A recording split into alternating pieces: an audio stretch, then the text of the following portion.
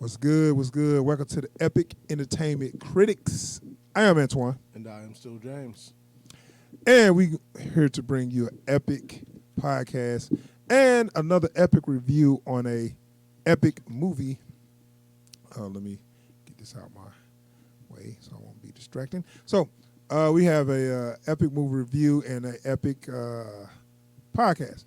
Anywho, we're gonna be doing some. We're gonna be talking about Fargo and what's that new show, The Undoing, on HBO Max. And we're gonna review Spell, starring Omari Hardwick. But before we do all that, we got an intro. I didn't set it up.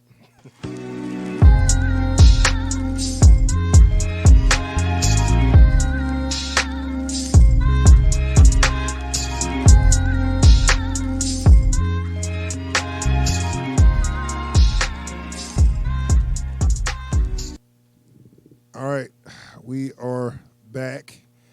I forgot to do something. So, having one of them days, but I'm going to get it together. So, we are reviewing Spell. That's a movie starring Omari Hardwick and, how you say her name? Loretta Devine. Loretta Devine. And it's a horror thriller, sort of. Yeah, sort of a supernatural thriller. That's how I'd say it. Yeah, I'm gonna show a trailer so people can My know what name we're is talking India. about. Okay.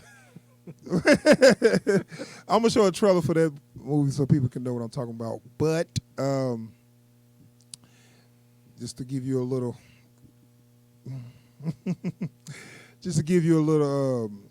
a little heads up about what the movie is about. Like I said, it's like a horror thriller, supernatural kind of movie, and and actually it was surprisingly real good, man.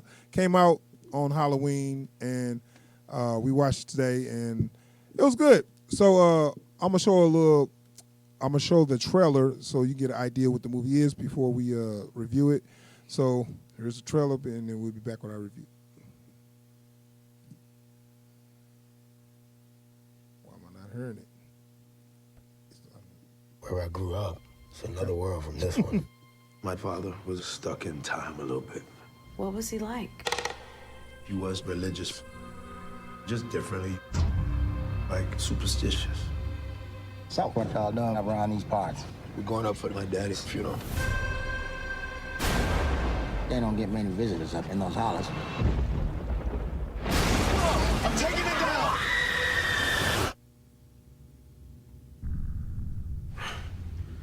Where am I? You was in a plane accident.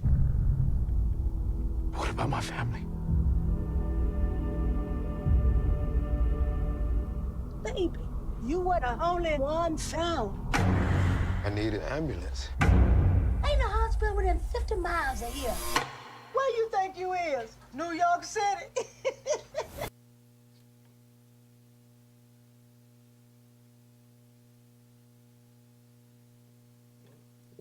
Happened to you. I'm gonna fix you. I'm gonna fix you good. Oh, God, sure Yahweh.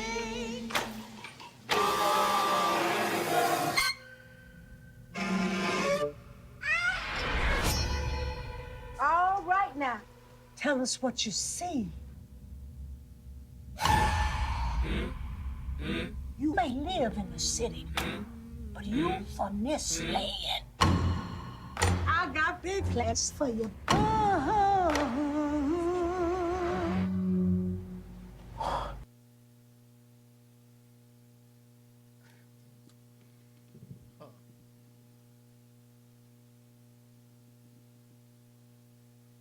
I apologize for the sound keep going out. I do not know why.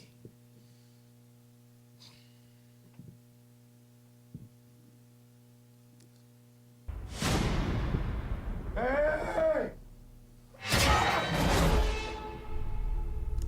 This is for your own good.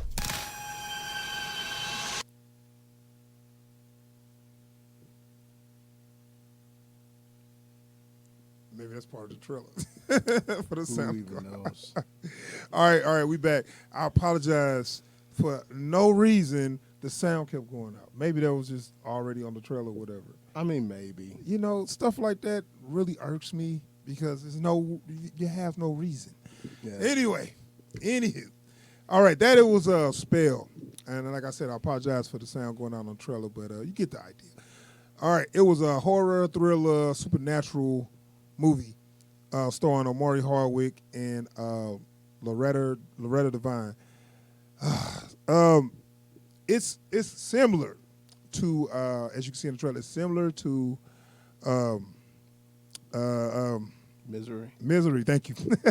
It's similar to Misery, where a wounded man is kind of held captive in a way, but that's it. And I was actually pleasantly surprised that they didn't just rip off Misery. And you know what? And one reason why I thought they would be because I looked up the producer and it was Morris Chestnut. Now, why? Yeah, right. Why I would think that means he's gonna rip off Misery because he been producing all those rip-offs of those. You know what I'm saying? That he usually in. Yeah. You know what I'm saying? And now, so I saw him. I was like, oh, now they ripping off Misery. You know. Right. And it wasn't though, but they had and this is what I've been asking for. They had the same core, basic premise, and they added their own, touch to it or whatever, they Right. spin on it. So I was like, oh, okay, all right. So I was pleasantly surprised, and all the performances was good. One problem I had, Omari Hardwick was Ghost. And he was basically his character from Power. He was James St. Patrick. I was like, he tried to maybe make it a little different, but he just looked like what if Ghost got kidnapped by some inbred slaves. Because see, now I'm not going to be able to get that out of my head. Now. It's like, this season on Power. Yeah, I know. Ghost been kidnapped by some inbred old ass slaves. I mean, it's kind of the weakness of, like, I guess the fatal flaw of having a really notable character who probably isn't that far off from your own, like, natural energy. Yeah. Is that if someone hires you to play a character because the character suits you, it's because that character is like the character you're most known for. Right. And I mean, they do that too, where you already, like, people that play villains, they always make them play villains or whatever. But I mean, he had the suit on, he had the haircut. I'm looking like, you got to try to change it up a little bit. At least make him wear, like, different outfit. That was like he had one of the suits from Power on or something, dude. I swear. But anyway. I had someone who didn't want, like, I've seen maybe 2 episodes of Power. Uh-huh. The first thing I thought was, oh yeah, right. I forgot Omari Hardwick is Ghost. Yeah. I'm like, why do I know that name? And then I see him in this. I'm like, oh yeah, that's Ghost. And they even had the same style penthouse. Like, he was Ghost, I swear. So maybe that was intentional because of how popular the show is.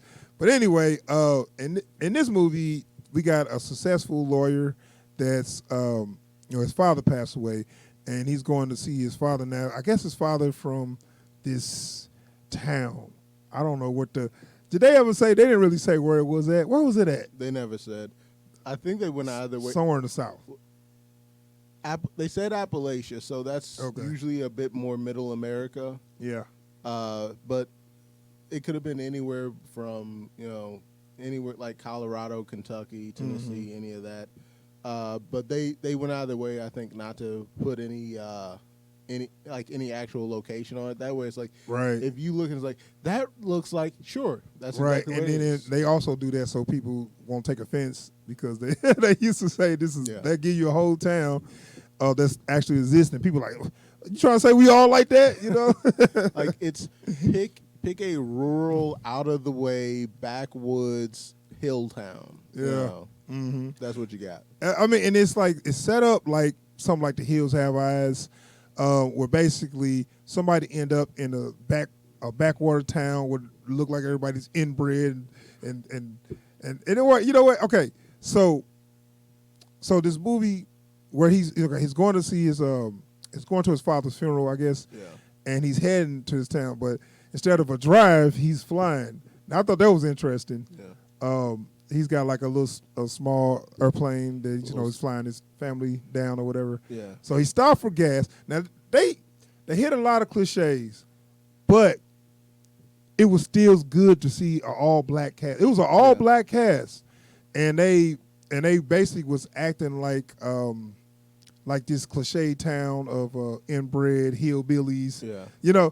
And I was like, okay, it's cliche, but I was surprised to see they have all these black actors, basically not acting quote unquote black. They acting country. Yeah, they acting like these hillbillies, And I'm like, you know what? It's good not to just stereotype them as what you think a urban black person would be. They just doing a part. Also, one of the reasons I really liked it is because I'm a certified city boy. That ain't gonna surprise nobody. But like, it's nice to see this kind of story being told, and for it not to be a race thing. It's a city versus country thing. Right. And just the actors are black. The whole cast happened to be black, but they wasn't playing no stereotypes for blacks. Like, they was playing a different stereotype. There's literally one white actor, and he's in there for less than 2 minutes. Like, he doesn't even get a name. Oh, yeah. Everyone of note in this movie is black. And Right. it's not, and this is the thing I kept trying to say to some of my friends who didn't get the issue. I'm like, I don't want a black movie just to get a black cast. Yeah. I want a movie that can have an all-black cast, and for that not to be the point. Right, exactly. So they just had black actors playing these roles of these hillbillies and all this. Yeah. And it's so funny, as I told you before, hillbillies are so sensitive. Dude, you say one thing, they immediately take offense. Oh, yeah. No matter what you say, you give them a compliment, you can give them advice, whatever you say, they're going to take offense. Is it because that's the trope, they need to start some shit with you? Well, that trope does exist. There's this idea that hill folk always got a chip on their shoulder about the way they're seen by city folk. Yeah. And I can't speak to whether or not that's a real thing or not, but it's a very useful trope for storytelling. Yeah. Because it immediately sets you against the other people in the story. Right. But it also builds the tension is, where the town people are already kind of like looking at you like, we don't want you here, all that stuff. So they did that well. Like immediately, everything they could be like, oh, I like that shirt. What you mean by that? Yeah. You know what I'm saying? It's like the old guy in the store. It's like, it was ridiculous. But, they followed all those cliches of the rich guy come to town and all the town folk are acting real hostile to him or whatever. So, he gets in the plane, fly, and his plane crash. Now, this is the thing. And this is something come up later. They should have been a little more hurt from a whole plane crashing. Like, did he actually land it and it kind of crash landed, I or don't know. Did it just crash? He did say he was trying to bring it down, so he may have been able to ease off some of the damage. But this is still a plane crash, and like we're talking about like a single prop plane. Yeah, it's barely fiberglass. Like these things don't have a lot of safety features. They ain't right. It ain't like there's an airbag, Yeah, they were surprisingly unharmed from this crash. Like a couple of scratches. That was what they got. Was we'll just say Amari Hardwick. What's his character name? Marquis. Marquis or something like Marquis. that. Well, right. I was. He had a wound, but and you and you would think like, oh, okay, well, he should be all broken up, and he just had kind of like one wound. Yeah, and that's kind of that's something that comes to play later or whatever. So as I said before, it was a core idea of like in Misery where, okay, and you see in the trailer, this guy is, he wakes up and this old, I can't think of nothing else to call her but an old slave talking lady. Because I was like, when I first saw this trailer, I was like, I'm offended. I'm like, man, she talking like an old slave. So who talking like that in 2020? You know? She's what do they call them? A root woman. She's sort of like a faith healer, you know, Right. like, and whenever you come up upon those kinds of people, like the ones that live out in the woods and everything, they always somehow manage to have that kind of cadence in the way they speak. Right. And then, and the movie kind of explains it in a way that, okay, it makes sense. Yeah, in a roundabout way. Right. And it's like, okay. So she played this eccentric character that's basically, I mean, she is similar to Captain Bates' character in Misery, where, she keep you in this room and she's basically trying to act like she's helping you, but she ain't. But yeah, and then they follow the tropes also with the inbred family, and they always got the big slow son or nephew or whatever. Every single one of these movies, they got some lumbering Goliath that never speaks, or if he does, he got the vocabulary of a 4-year-old. Yeah. But he's always big as shit. And I didn't get his name. Did you know the actor name? I don't know his name. I know I've seen him. Might in a have bunch seen of him stuff, before. But that dude is humongous, Right. man. So they had this probably like 6'9", 350-pound all muscle guy. Big John Henry This looking basically dude, just man. walking, just didn't say nothing, and just, hey, if they tell him to hurt you, he gonna hurt you. That was kind of like how they kept him in line or whatever. Yeah. Like, this dude should have had Terry Crews's role in John Henry, man. Like, this dude is, look, I said he looked like, this dude is huge, man. Yeah. Look like he could take on the locomotive wind and keep stepping. That's how he looked. I'm telling you. And yeah, so like you said, it's she used this it's not voodoo. It's hoodoo. Hoodoo. And I didn't even know it was a similar, difference. I didn't know what is. And then I was actually saw another review on it, and they was talking about it's it's a difference. It's hoodoo is a different, strictly speaking, you aren't supposed to be able to use voodoo to cause harm. Okay. Hoodoo, on the other hand, is not used exclusively to cause harm, but like tend to have more dire consequences. Okay. Tends to be used more selfishly. Right. Okay. So it's that, it's hoodoo. It's the dark side. Right. Okay. It's the dark side of voodoo, whatever.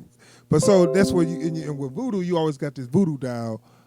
With hoodoo now, it's a dial called a boogity. A boogity. I forgot how she said it. But the boogity or whatever is basically just a voodoo dial. It's the same concept. Yeah. To me. It is, but it seems like the way they use them is almost a little more I don't want to say consistent, continual. Yeah. Whereas with a voodoo doll, it's more like, okay, look, I'm gonna do this to the voodoo doll, so that's what's gonna happen to you, and then we yeah, they kind of did that, but then they also did some things where if you it was made for healing or whatever. Yeah. Put this in the dial and it transfers to you or whatever. And like that's one thing, and I will give this movie its props. I've never seen that usage of that kind of fetish. Yeah, or it totem. was so freaky looking too. Yeah. You know what I'm saying? God, dude. That thing will haunt. They got me. some body horror. They got some body horror in this movie. And and that was part of the, like, if you like things like Saw or things that has body gore. Or what's that one, Sallow, stuff like that. Yeah, or Hostel, Yeah. or something like that, where it was a lot of that going on. And then they had some freaky looking stuff where the guy with the eyes, that was Man. scary looking. Dude, like it was bad. Every single part of that sequence was just So, but yeah, the hoodoo or whatever with the bookity, I knew that was gonna play a big role in it. But and then and they also do in these movies where the guy knows stuff about it, but he's just like trying to forget it or whatever. It's part of his childhood or whatever, and that was cool. But they had one scene in particular that just stuck with me, where should I say the body horror, which I don't want to stay on that too long, but they did something with him what it just made me cringe. Like, oh my God, I can't. And I it's don't one know. of those things where it's like you watch the scene and you're like, there is no way that they are about to do this. Oh my God, they're doing this. Can he really go? He actually just did that. And I rarely look away on horror movies, but I kind of looked away a little bit because I knew where they was going, and they went there. Like, and it's funny because like we had a conversation earlier about like bad sound design. You know, Yeah. the sound design was too good on this. Like, I felt it. Man, and then when they added like some bodily fluids that you don't normally see, like when you see all the fake blood, and Yeah. you be like, okay, Yeah. you can kind of like, It's like, but they showed it looked too real. First off, I'm gonna say like as a pro tip for folks getting into the special effects business, you can add a lot to the realism of a wound by adding pus. I'm just gonna say that. That's all I'm gonna say. So Like I could smell it. Goddamn. yeah. But anyway, but the performances was on point, man. All the now his family was kind of like Yeah. but the Loretta Devine and I can't remember the guy name playing the husband. Like that was all. They was 100. Like Yeah. their whole faction was 100. Yeah. And Like, like they didn't. There was no break in their cadence and their Right. patois. Like when man, and the way she played up, like when she would turn around and face away from face the camera away from him, yeah, and you could see like her face shift, yeah, and you could see what she was really thinking. Like, Right. That's a skill, man. right. And it was a lot of good tension moments. It was what's in common in these movies where when you knew the guy had to escape and you knew he had to be some close calls or whatever. Oh, yeah. So they did a lot of good tension moments and stuff. That's only really weakness I say was the way it kind of wrapped up. Yeah. I think the movie, because I usually like when movies not too long when they're about with movies like this, not over an hour and a half. But I think this movie would have been better if they just added like 10 more minutes to wrap that ending up. Because that was the biggest weakness of the movie. The ending kind of just wrapped up so quick, and they left a lot of loose ends. Well, not really. They didn't leave loose ends, but they gave us some quick little fixes. Yeah, it's a little anticlimactic. Yeah, You know? where it was like this was real good, and then you kind of gave us some cheap little outs just to wrap it up, you know. And I was like, y'all would have been better with 10, 15 more minutes of giving us a better ending. This is a little disappointed because I'm like, this would have been all the way solid if y'all could have wrapped it up better, you know. Right. And not saying the ending was horrible, but it was just like, and then I was telling you it was some parts at the end where I was kind of looked at you and you kind of like, yeah, it's kind of corny. You know what I'm saying? Where it was like, Of course. it was like, okay, y'all doing this just so we can be done, And not that's- because it's a good and wrap I up. think that's what's really telling about the way this movie wraps up is because this movie has such great tension in it. Yeah, And then the denouement is actually really good. You can tell when it's heading towards the climax, and it's like, this is about to get good. I'm Yeah. ready for it. And then it's like, okay. That's the thing that happened, I guess. right. And then it's like they was doing stuff that was like out of character, and then it was like, okay, so what happened to like the tension just like left, and then they try to bring it back real quick, and then just, okay, let's wrap it up and bye. You know, it's Yeah. like, no, y'all could not bring it home. Yeah. But it's a you know, shame, but that's how yeah. it happens sometimes. Yeah, so it was actually a good little horror movie, man. It's a good watch. Too bad they couldn't, give it a stick good the landing. ending. Right, they couldn't stick the landing, but it's still a good watch. It was the performances really kind of make it better than it should be because the performances was off the chain, and like I said, the gore and the tension and the horror, the supernatural parts were real good. But like I said, just that ending just kind of just took me out a little bit of I would have gave this